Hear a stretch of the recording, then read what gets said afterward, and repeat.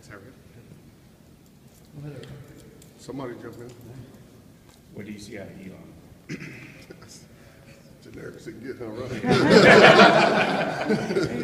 You're good. You know, they are, you know, one of the teams, when you put this team on your schedule, you know, it's a tough team. You know, they're a veteran team. They have post presence. They have perimeter guys that can put the ball in the basket. Their spacing is very good. You know, at the defensive end, we are going to have to be very good to stop them from scoring. Everybody across the board.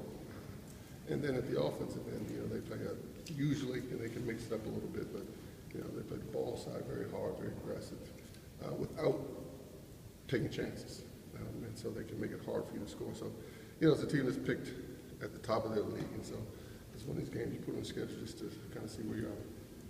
You were obviously frank with us about being disappointed in the way your team played, beating Colgate.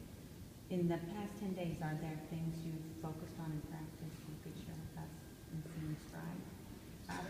The past 10 days, being quite frank, has been difficult because they've been an exam. I think today may have been the first day that we had everybody at practice, just because of exams and study groups and tests and papers. And so, but to answer your question, yes, we work very hard on offense and defense. Being as generic. How do you counsel your guys not to look past this game and look towards Kansas? Oh, they're not. I mean, I don't think we have a history of doing that. I mean, our guys usually are focused on the next opponent. They know the next group is right in front of them. We're not thinking about Kansas yet. John, as a coach, when I was more concerned about a team like this than going up against somebody, you know, in the conference, like a Villanova. You know what I mean, as far as a coach. What's your concern, you know, going against Elon? You know, you're more talented, but you just want to make sure that the guys... Sure about that? But as a coach, just your perspective. No, this is, I mean, I think we have several, like I said just a second, several games on our schedule this year against teams like this that you have They're dangerous, right? They're very, very dangerous. And not just dangerous, they're good. They can shoot, as you know, right? Shoot. And the big kid inside is different. Pretty clever, yeah. He's Pretty good with the ball, just watching a film on him. And so, you know, it's our guy, you know, we've talked to them about it, and you hope that they understand that coach is not just talking. But I think we've had, in as much as we can with exams. Mix, is that you? No. Ben, is that you? This is my only phone. It's one of you two over there. It wasn't me. He's got mine. You know, hopefully we'll come in. I mean, I think we've prepared to play well, so hopefully we'll come out and play well.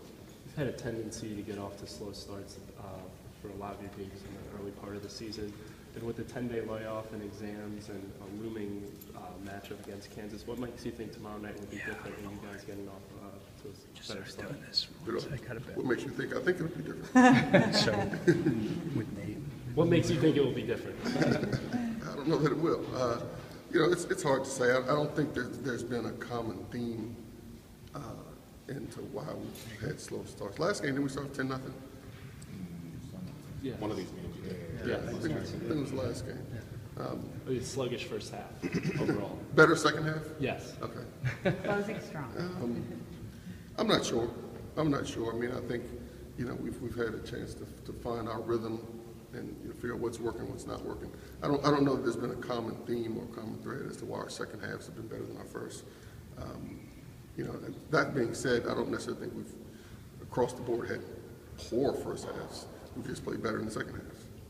By the numbers, you guys are third in the country in three-point field goal defense. Based on what you've seen, does that kind of jive with what you've seen from your team? It has to, doesn't it? I guess it could be when teams are missing as opposed to not playing. You know, I always feel like we can get better at the defensive end. You know, what are we in field goal percentage defense? Second overall field goal percentage defense. Right. You know, and I think that you guys have a tendency to talk about our offense and ignore our defense, where our defense down through the years has been pretty good. And this group's getting there. We're not there yet. You know, you play a team like we play tomorrow, we're going to have to protect the three-point line as well as protect the paint. And that kid, I think, made 9 threes last game. And he's not the only shooter on their team. And so, you know, we're going to have to be good at that with our closeouts. You know, but at the same time, we can't get spread out, because when you get spread out, it's when they start to pick you apart. Especially with the way the team played against Colgate, do you kind of wish that you had been able to get another game in before this 10-day layoff? No. You mean over this past 10 days Yeah. or before the? Yeah, I meant to have a little shorter of a break as opposed to having that game linger. We won. We won, and the kids have exams, so no, we couldn't put another game in there. John, I think your guards really complement each other. I think they're terrific. I think nationally, how would you compare them? I know it's early yet, but could they have a chance to be one of the better backcourts in the country, in your opinion? I said that from this summer. I Did think you? that they are. Yeah, I think so, too. You know, they both can score. They both can pass. They're decent on defense. You know, I think they both put pressure on the opposition. And when they get going, we're very good. I know in the past I've asked you sort of jokingly about the Redskins at a given moment in time. I won't ask you about them specifically yesterday, but obviously there's been a lot of drama that's gone out there the last week or two.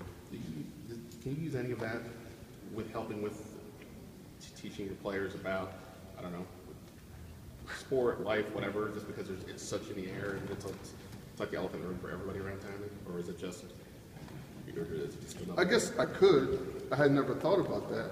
I think they and we have enough of our own opportunities and experiences for teaching moments. Give me an example of, if you had a team, what would you say about the Redskins? Well, I mean, just in the context of the state of RG3, just sort of, not, I won't say rise and fall, because he hasn't fallen per se, but just, you know, get a lot of praise, and then now clearly it's going the other way this year in terms of what you're trying to get to your players. But you're the coach. What would you say? I'm not smart. Come on, man. You asked the question. You got to answer. I'm seriously like, okay, great. So what's the teaching point?